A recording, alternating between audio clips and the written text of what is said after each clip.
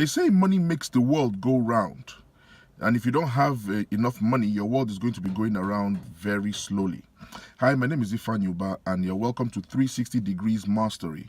This is the channel where we teach you personal effectiveness, self-mastery, and how to make and manage lots and lots of money. Now, one of the regular readers of my blog sent in a request to me that I should do a video and let them know tips on how to save money better.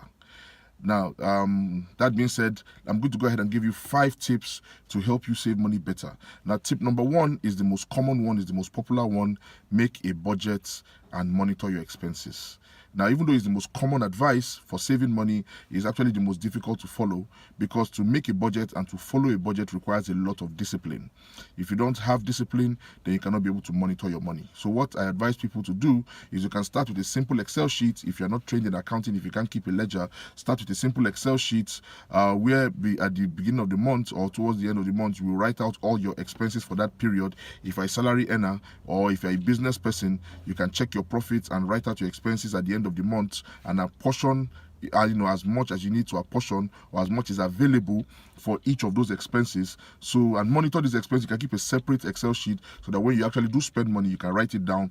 That way you can be able to monitor your expenses, monitor your bills, monitor your spending, so that if you go over budget, you will know immediately. Or if at the end of the period, if you've gone over budget, if you didn't spend as much as you budgeted, then you know how much you left over and you know how you can go about saving it. So that is tip number 1. Make a budget and follow it. Monitor your expenses. Tip number 2 is don't carry large amounts of cash. Now, the rule of thumb is this: if you carry money around, you will eventually spend money. So you should refrain from carrying large amounts of cash around if you want to save money. Now, banks and financial institutions don't make it easier for us, because they give us all kinds of ATM cards, and they give us all kinds of applications to help us spend money. The truth is that these applications are to make you spend money, to have money at your fingertips. And once you have money at your fingertips, you always find yourself spending money. So I advise people, for your savings accounts that you're saving money in for a particular purpose,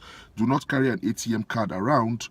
Do not have mobile banking. Don't put mobile banking on your phone if possible. Don't put internet banking on your computer if possible, so that you will not be tempted to spend money. You should only carry an ATM card around for maybe your expense account or your miscellaneous account, and even at that, you should be very, very careful how you use it. But the rule of thumb is this: do not carry around large amounts of cash. Now, tip number 3 is pay your bills and debts on time.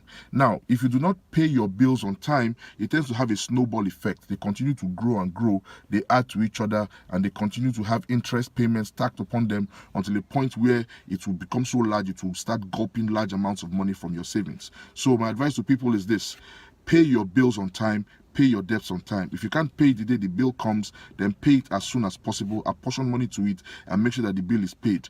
When you are debt-free, when you have paid your bills on time, whatever you have left over, you are free to spend on yourself, or you are free to save if saving is your goal.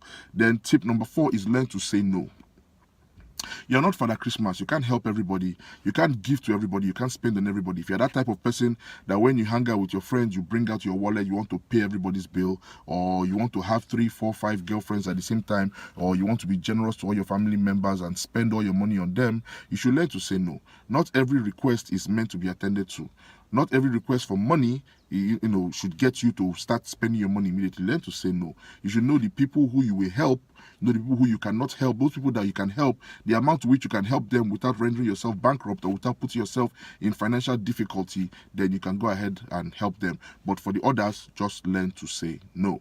You can even learn to say no to yourself. There are some things that you want, the body wants. There are luxury items that the body might want, that you might want for yourself. Learn to tell yourself no. That way it will help you spend better, save better. Then tip number 5 is give. It sounds funny, right? Give. Learn to give. There's something about giving that increases you. When you learn how to give money, you give money, be generous to your family members, those ones that really do need it. Remember the previous tip I said, learn how to say no. But if you learn how to give to your family members when they need it, or if you learn how to give to your church, to your community, or you learn how to give to people around you who are poor, there are always people around you who need something or the other, who need assistance or the other, sincere, genuine assistance, then you should learn to give. When you give, you receive. When you give, it increases you. If you want to save money more, that's my own personal secrets. This is my personal secret. I'm actually giving to you. When you give, you receive.